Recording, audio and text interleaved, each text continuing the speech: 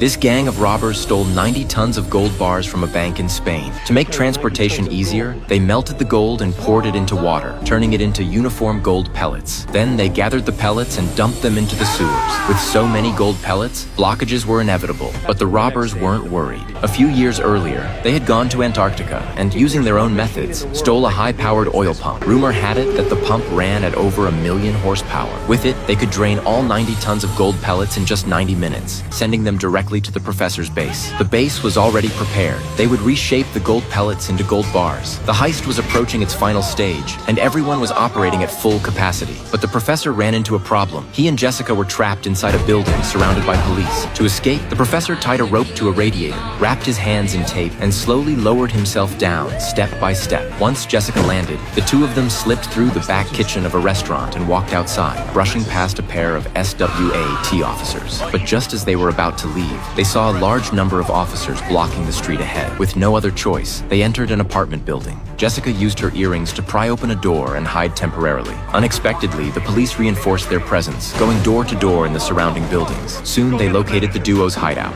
Luckily, the police didn't force the door. They called the landlord for the key. During this time, the professor frantically modified a sofa. As the landlord opened the door, the professor and Jessica slipped inside and hid in the sofa.